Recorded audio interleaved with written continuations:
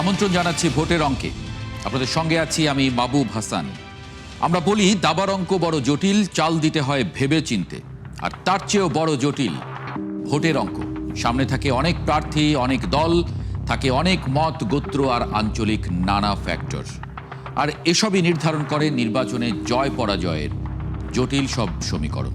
আজ আমরা মৌলভীবাজারের 4টি আসন এবং জয়পুরহাটের 2টি আসনের ভোটের হিসাব মিলিয়ে দেখব। শুরুতেই জয়পুরহাটের 2টি আসন নিয়ে কথা বলতে চাই। জয়পুরহাট জেলার 2টি আসনের মধ্যে জয়পুরহাট 1 আসনটি জয়পুরহাট সদর উপজেলা এবং পাঁচবিবি উপজেলা নিয়ে গঠিত। এখানে 1991 সাল থেকে শুরু করে 2008 সাল পর্যন্ত বিএনপি কখনো হারেনি। 1991 সালের নির্বাচনে এখানে বিএনপি, আওয়ামী লীগ এবং জামায়াত প্রায় কাছাকাছি ভোট পেয়েছিল। 1996 সালেও প্রায় 18% উপরে ভোট পেয়েছিল জামায়াত ইসলাম এই আসনে। ত্রয়োদশ জাতীয় সংসদ নির্বাচনে এখানে একটা উল্লেখযোগ্য সংখ্যায় পোস্টাল ব্যালটের ভোট আছে, সেই সংখ্যাটা প্রায় 7,500। আমরা যদি জয়পুরহাট জেলার ভোটের হিসাবগুলো একটু এই মুহূর্তে দেখে নিই। জয়পুরহাট 1-এ 4,66,274 জন ভোটার আছেন। পুরুষ আছেন 2,31,983, নারী ভোটার আছেন 2,34,283। তৃতীয় লিঙ্গের ভোটার এখানে 8 জন, নতুন ভোটার 23,895 এবং 2008 সালের পরে এখানে ভোটার হয়েছেন প্রায় 3,27,000-এর বেশি ভোটার। তাদেরকে আমরা সুতরাং দুঃখিত, 2008 সালে ভোটার ছিল 3,27,000 এবং এখানে তরুণ ভোটার 1,38,486 জন। তাদেরকে আমরা তরুণ ভোটার বলছি যারা 2008 সালের পরে ভোটার হয়েছেন, অর্থাৎ এখন পর্যন্ত কোনো ক্রেডিবল ইলেকশনে তারা ভোট দিতে পারেননি। এরা একেবারেই নতুন ভোটার, তারা প্রথমবারের মতো ভোট দেবেন। এই সংখ্যাটা মোট ভোটারের প্রায় 30%, 29.7।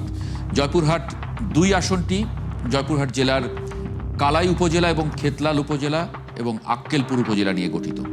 এখানেও 1991 সাল থেকে 2008 সাল পর্যন্ত নির্বাচনগুলোতে বিএনপি কখনো হারেনি।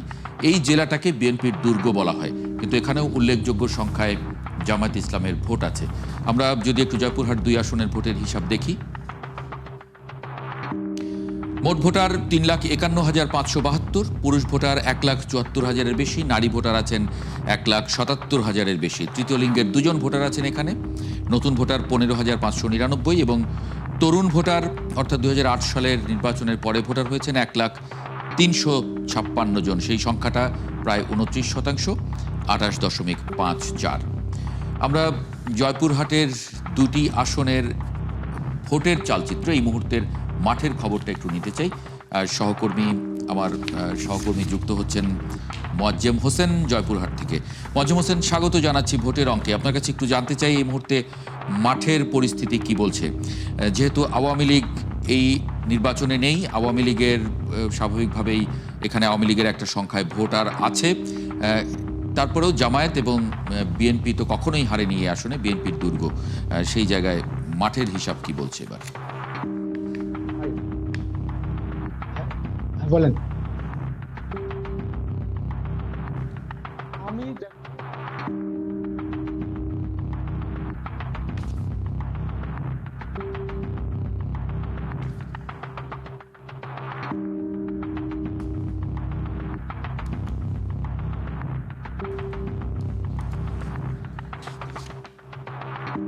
মোয়াজ্জেম হোসেন, মাঠের চিত্রটা কি বলছে? মাহবুব, ধন্যবাদ আপনাকে। আপনি যেমনটি বলছিলেন যে জয়পুরহাটে কিন্তু আমি যদি বলতে চাই তাহলে জয়পুরহাট কিন্তু এটি একেবারে একটি সীমান্ত ঘেঁষা একটি জেলা। এই জেলাটি কৃষি নির্ভরশীল একটি জেলা। এই জেলাতে কিন্তু বিএনপির ঘাঁটি হিসাবে পরিচিত, অর্থাৎ স্বাধীনতা পরবর্তী সময় পর্যন্ত কিন্তু অধিকাংশ সময় কিন্তু এটি বিএনপি নেতৃত্বেই কিন্তু এই পরিচালনা করা হয়েছে। আপনি যেমনটি বলছিলেন যে জয়পুরহাটে যদি 1 আসন, জয়পুরহাট পাঁচবিবি এবং জয়পুরহাট সদর, এই দুটি উপজেলা মিলে কিন্তু জয়পুরহাট ১ আসন। এখানে যে ধানের শীষের যে প্রার্থী মাসুদ রানা প্রধান, তিনি জয়পুরহাট জেলা যুগ্ম আহ্বায়ক এবং সাবেক এমপি মোজার আলী প্রধানের কিন্তু ছেলে। তিনি কিন্তু এখানে জয়পুরহাটের বিএনপির ঘাঁটি হিসাবে কিন্তু তিনি একেবারে বলতে পারেন যে একটি ফুরফুরি মেজাজে কিন্তু সে এখন কিন্তু এখানে ভোটের মাঠে রয়েছে। আমি যদি আপনাকে বলি এই ফুরফুরি মেজাজে কিন্তু আবার এই জামাত ইসলাম অর্থাৎ দাঁড়িপাল্লা প্রার্থী ফজলুর রহমান সাঈদ, তিনি কিন্তু এই মানে মূল প্রতিদ্বন্দ্বিতা হয়ে দাঁড়াবেন এবারে। কেননা যে আপনি জানেন যে বাংলাদেশ জামাত ইসলামের আমির আব্বাস খানের জন্মভূমি, এবং আপনি বলে রাখি যে আপনি জানেন যে 2013 সালে যে দেলোয়ার হোসেন সাঈদীকে চাঁদে দেখা গিয়েছিল, একে কেন্দ্র করে কিন্তু বাংলাদেশের সবচেয়ে বেশি হতাহত কিন্তু এই জেলাতে হয়েছিল, অর্থাৎ 6 জন মানুষ কিন্তু এখানে কিন্তু হত্যা হয়েছিল। আপনি জানেন এই 17 বছরে কিন্তু মানুষ কিন্তু এই ভোট দিতে পারে নাই, যার কারণেই কিন্তু এইবারে জামাতে ইসলামের কিন্তু এখানে একটা শব্দ আছে। পাশাপাশি আরেকটি বলে রাখি, এখানে নারী ভোটারদের সাথে কথা বলছি, তারা কিন্তু একটি বড় অংশ কিন্তু এবার দাঁড়িপাল্লাকে ভোট দিবে এমনটি এখানকার প্রার্থীরা বলছে। এখানে আরেকটু হলো বলে রাখি, এখানে জামাত এবং বিএনপির মধ্যে যদিও লড়াই মানে হওয়ার আশঙ্কা লড়াই হবে, এরই মধ্যে কিন্তু একজন স্বতন্ত্র প্রার্থী দাঁড়াচ্ছে। আপনি জানেন যে সাদেকুন নাহার শিখা নামে একজন স্বতন্ত্র প্রার্থী দাঁড়িয়েছেন। তিনি যদিও তার নমিনেশন প্রাথমিকভাবে হলো বাতিল করেছে, তিনি আপিল করেছে। যদি আপিলে যদি তিনি ফিরে আসতে পারেন তাহলে কিন্তু এই সাদেকুন নাহার শিখাও কিন্তু একটা এই জয়পুরহাট ১ আসনে কিন্তু একটা ফ্যাক্টর হবে। আপনাকে বলে রাখি যে এই আওয়ামী লীগের বিরুদ্ধে অর্থাৎ নৌকাকে পরাজিত করে এই সাদেকুন নাহার শিখা কিন্তু উপজেলার চেয়ারম্যান নির্বাচিত হয়েছে, অর্থাৎ তারও একটা কিন্তু বড় অংশ ভোটাররা কিন্তু এখানে করছে। তাই আপনাকে এখানে মানে বলছে যে এখানে যদি ভোট হয়, যদি সাদেকুন নিয়ে আসে তাহলে এখানে ত্রিমুখী একটা লড়াই হবে বলে এমনটি বলছে এখানকার ভোটাররা। আর আপনি জানেন যে জয়পুরহাটে 2 আসন অর্থাৎ কালাই, খেতলাল, আক্কেলপুর 3টি উপজেলা মিলে কিন্তু জয়পুরহাট 2 আসন অর্থাৎ জয়পুরহাট 35 আসন। এখানে এখানেও আপনাকে বলে রাখি যে এখানে বরাবরই কিন্তু বিএনপির আসন কিন্তু এখানে পেয়ে থাকে। এখানে প্রার্থী আব্দুল বারী, তিনি সাবেক অনেক ধন্যবাদ সাবেক মোয়াজ্জেম হোসেন যুক্ত হবার জন্য জয়পুরহাট থেকে। সহকর্মী মোয়াজ্জেম হোসেন তিনি বলছিলেন জয়পুরহাটের 2টি আসনের ভোটের এই মুহূর্তের চালচিত্র। একটা ছোট্ট বিরতি নেব, বিরতির পরে আমরা কথা বলতে চাই মৌলভীবাজারের 4টি আসন নিয়ে। ভোটের এই মুহূর্তের চালচিত্র জানবো, ভোটের অঙ্ক সে সময় জেনে নেব। একটা ছোট্ট বিরতির পরে ফিরছি, সঙ্গে থাকবেন। বিরতির পর আরেকবার স্বাগত জানাচ্ছি ভোটের অঙ্কে, সঙ্গে আছি আমি মাহবুব হাসান। এই পর্যায়ে কথা বলবো আমরা মৌলভীবাজারের 4টি আসন নিয়ে। মৌলভীবাজার 1 আসন জুড়ি উপজেলা নিয়ে গঠিত এবং এখানে জুড়ি উপজেলার 6টি ইউনিয়ন আছে। মোট ভোটার এখানে 1,24,000 এবং বড়লেখা উপজেলার মোট ইউনিয়ন 10টি এবং একটি পৌরসভা, সব মিলিয়ে 2,14,000। সবচেয়ে এটা অন্যতম একটা বড় ভোটারের উপজেলা। এখানে নির্বাচন করছেন বিএনপি থেকে নাসির উদ্দিন আহমেদ এবং মোহাম্মদ আমিনুল ইসলাম, তিনি জামায়াত ইসলামের প্রার্থী। আহমদ রিয়াজ জাতীয় পার্টি থেকে নির্বাচন করছেন। 1991 সালে 5ম জাতীয় সংসদ নির্বাচনে এবাদুর রহমান চৌধুরী, তিনি জাতীয় পার্টি থেকে নির্বাচন করেছিলেন। এরপর এবাদুর রহমান চৌধুরী 96 সালের ফেব্রুয়ারির নির্বাচনে তিনি জয়ী হয়েছিলেন বিএনপি থেকে। এরপরে 96 সালে এবার তিনি সংসদ সদস্য নির্বাচিত হয়েছিলেন শাহাবুদ্দিন আওয়ামী লীগ থেকে। 2001 সালে আবার এবাদুর রহমান চৌধুরী তিনি বিএনপি থেকে নির্বাচন করে জিতেছিলেন এখানে। 2008 সালের নির্বাচনে আবার শাহাবুদ্দিন আওয়ামী লীগের হয়ে জিতেছিলেন এখানে। স্বাভাবিকভাবেই ধরে নেওয়া যায় এখানে আওয়ামী লীগ এবং বিএনপির একটা ভোট ব্যাংক আছে। এই আসনের একটু ভোটের হিসাবটা যদি দেখে নিই। মৌলভীবাজার 1-এ 3,37,816 জন ভোটার, মোট ভোটার, এবং তার মধ্যে 1,72,000-এর বেশি আছেন পুরুষ ভোটার, নারী ভোটার 1,64,000-এর বেশি। তৃতীয় লিঙ্গের একজন ভোটার আছেন এখানে। এছাড়া 2008 সালের পরে ভোটার হয়েছেন এই সংখ্যায়, সেটা তরুণ ভোটার, তারা 1,34,643 জন, মোট ভোটারের প্রায় 40%। আমরা একটু যদি মৌলভীবাজার 2 আসনটা দেখি, কুলাউড়া উপজেলার মোট ইউনিয়ন এখানে 13টা এবং পৌরসভা মিলিয়ে 3,03,020 জন ভোটার আছেন। এই আসনে যাচাই বাছাই শেষে 7 জনের প্রার্থিতা বৈধ করা হয়েছে। এর মধ্যে আছেন বিএনপি প্রার্থী শওকত ইসলাম শকু, সায়েদ আলী আছেন জামায়াত ইসলামের প্রার্থী এবং মোহাম্মদ আব্দুল মালিক জাতীয় পার্টির প্রার্থী। উল্লেখযোগ্য প্রার্থী নওয়াব আলী আব্বাস খান, তিনি স্বতন্ত্র প্রার্থী হিসেবে নির্বাচন করছেন এই আসনে। এই নওয়াব আলী আব্বাস খান তিনি 91 সালে জাতীয় পার্টি থেকে নির্বাচন করে জিতেছিলেন। 96 সালের ফেব্রুয়ারিতে এম শাহিন, তিনি বিএনপি প্রার্থী, তিনি জিতেছিলেন। 96 সালের নির্বাচনে সুলতান মোহাম্মদ মনসুর আওয়ামী লীগ থেকে নির্বাচন করে জিতেছিলেন। 2001 সালে এম শাহিন তিনি স্বতন্ত্র নির্বাচন করেছিলেন, তিনি জিতেছিলেন। এর আগে তিনি বিএনপির হয়ে জিতেছিলেন। 2008 সালের নবম জাতীয় সংসদ নির্বাচনে নওয়াব আলী আব্বাস খান তিনি জাতীয় পার্টির হয়ে নির্বাচন করে জিতেছিলেন। এবার তিনি স্বতন্ত্র নির্বাচন করছেন। আমি যদি একটু 2-এর যে ভোটের হিসাব দেখে নেই, 3 লাখ ভোটার আছেন, 3,03,000-এর মতো। পুরুষ ভোটার 1,57,000-এর বেশি, নারী ভোটার 1,45,000-এর বেশি। এছাড়া এখানে তরুণ ভোটার আছেন 53,206 জন, যারা 2008 সালে নির্বাচনের পরে ভোটার হয়েছেন। এর মধ্যে এই তরুণ ভোটারের সংখ্যা 17.56%। আমরা যদি মৌলভীবাজার 3 আসনের একটু ভোটের হিসাবটা দেখি,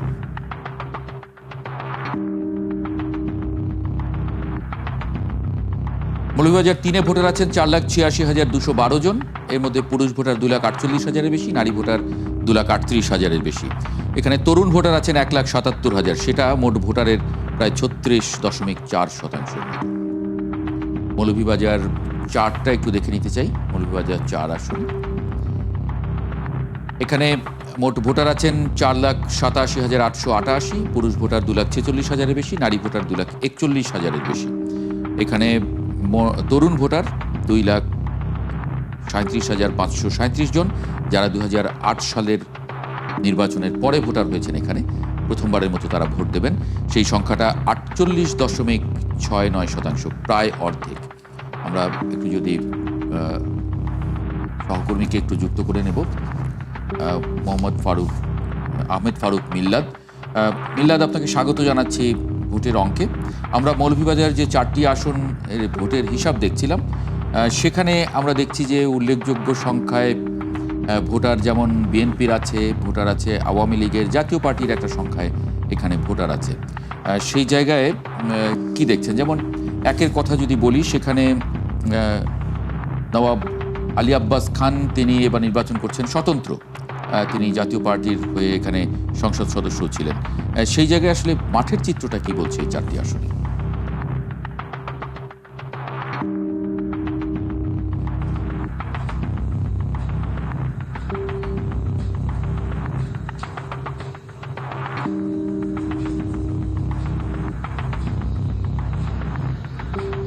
মাহবুব, আপনাকে ধন্যবাদ।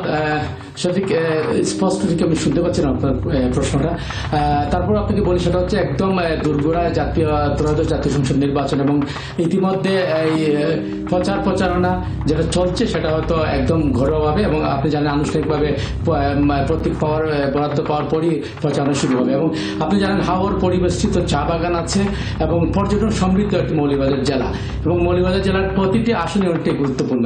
আপনাকে যদি শুরুতে যদি বলি যে মৌলভীবাজার 1 আসনের কথা, সেখানে হচ্ছে জুড়ি এবং বড়লেখা উপজেলা নিয়ে একটি সীমান্ত এলাকা। এখানে মাধবকুণ্ড জলপ্রপাত আছে এবং হাওর আছে, এবং আপনি জানেন যে আগরাতর শিল্পের জন্য এই এলাকাটি প্রসিদ্ধ।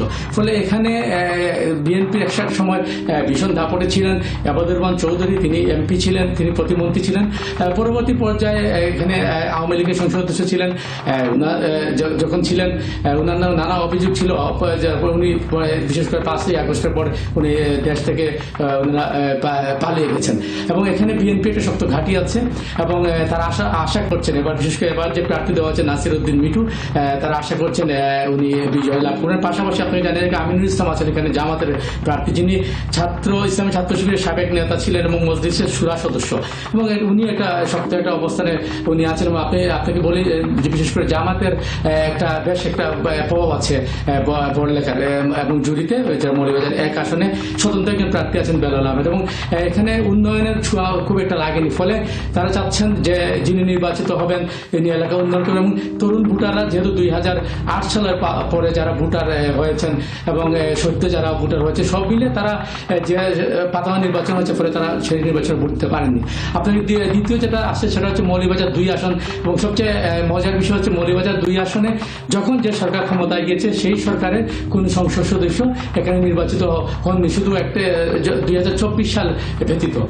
তাছাড়া এর আগে যত নির্বাচন হয়েছে দেখা যায় বিরোধী দলে যে আছে উনি এমপি হয়েছেন। তবে এবার বেশি প্রেক্ষাপট ভিন্ন। আপনি জানেন যে বাংলাদেশের জামাত ইসলামের কেন্দ্রীয় যে আমির আছেন ডক্টর শফিকুর রহমান, ওনার বাড়ি হচ্ছে কুলাউড়া, এবং উনি প্রায় নিয়মিত কুলাউড়া এসেছেন, এবং ইলেকশনের সময়টা তো হয়তো উনি প্রচারণা শুরু হয়ে গেলে আসবেন।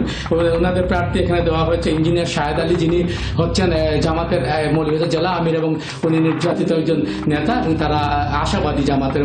পাশাপাশি আপনি জানেন যেখানে বিএনপি যে প্রার্থী উনি যুক্তরাজ্যে প্রবাসী ছিলেন এবং বিএনপির এখন সভাপতি ছিলেন কুলাউড়ায়, শওকতুল ইসলাম শকু বিএনপি, তিনি আশাবাদী। তবে এখানে বিএনপির একজন শক্ত প্রার্থী ছিলেন অ্যাডভোকেট আবেদ রাজা, যিনি মনোনয়ন পাননি।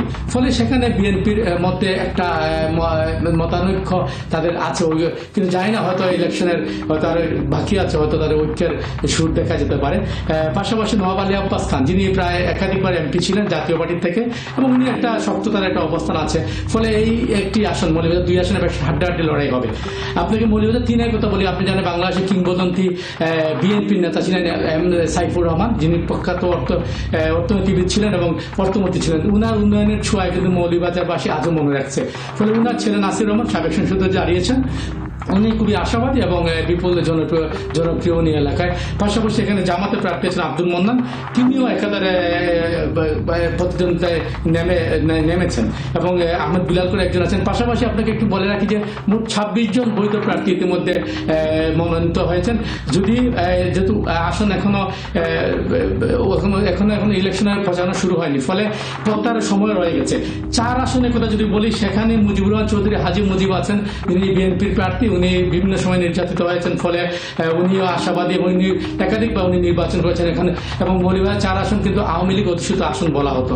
ফলে এই আসনে তারা বিএনপি প্রথমবারের মতো জয় তুলে নিতে চাচ্ছে। পাশাপাশি এখানে অ্যাডভোকেট মোহাম্মদ আব্দুর রব আছেন, অ্যাসিস্ট্যান্ট সেক্রেটারি ছিলেন উনি জামাতে ইসলামের সিলেট মহানগরের, উনিও এলাকা। এবং এনসিপি বর্তমান সময়ে আপনি জানেন যে এনসিপি একটি জনপ্রিয় একটি সংগঠন, এবং তারা যে বৈষম্য বিরোধী আন্দোলন থেকে শুরু করে আজকে তাদের যে অবস্থান, ফলে এখানে যে কেন্দ্রীয় নেতা আছেন প্রীতম দাস, যিনি কেন্দ্রীয় যুগ্ম সদস্য আছেন। এবং আপনাকে একটু বলে রাখি, তারা যেটা চাচ্ছেন, যেহেতু মৌলভীবাজার 4টি আসনে এখন পর্যন্ত কোনো প্রার্থী দেওয়া হয়নি, এনসিপির একজন প্রার্থী আছে মৌলভীবাজার 4 আসনে। ফলে তারা চাচ্ছেন যদি সমঝোতা হয়ে আসেন তাহলে উনি পাবেন, এমনটাই তাদের প্রত্যাশা। এখন কিন্তু সমাধান এখনো আসেনি। আপনাদের যে জুটের যেটা বিষয় এখনো কোনো সমাধান হয়নি। পাশাপাশি আরেকজন আছেন স্বতন্ত্র প্রার্থী, উনি বিএনপিরই সদস্য, জেলা বিএনপির, উনি হচ্ছেন শিল্পপতি মৌসুমিয়া মধু। ফলে সবকিছু মিলিয়ে বলা যেতে পারে আমরা অপেক্ষায় আছি, হয়তো প্রার্থী বরাদ্দর পর একটি হাড্ডাহাড্ডি লড়াই আমরা হয়তো মৌলভীবাজার 4টি আসন দেখতে পাবো। মাহবুব, অনেক ধন্যবাদ আহমেদ ফারুক মিল্লাত যুক্ত হবার জন্য ভোটের অঙ্কে। সকর্মী আহমেদ ফারুক মিল্লাত বলছিলেন মৌলভীবাজারের এই মুহূর্তের ভোটের পরিস্থিতি, মাঠের পরিস্থিতি। আমরা আমাদের মতো করে অঙ্ক মেলালাম এই 2টি জেলার আসনগুলোর। আপনার ভোটের অঙ্ক মেলাতে হবে আপনাকে। কোন হিসেবে সেটি মেলাবেন তা আপনিই ভালো জানেন। দেখা হবে আগামীকাল রাত 10টায় কুমিল্লা জেলার আসনগুলো নিয়ে। সরাসরি সংবাদ এবং অনুষ্ঠান দেখতে চোখ রাখুন 71-এর ফেসবুক পেজে এবং সাবস্ক্রাইব করুন 71-এর ইউটিউব চ্যানেল।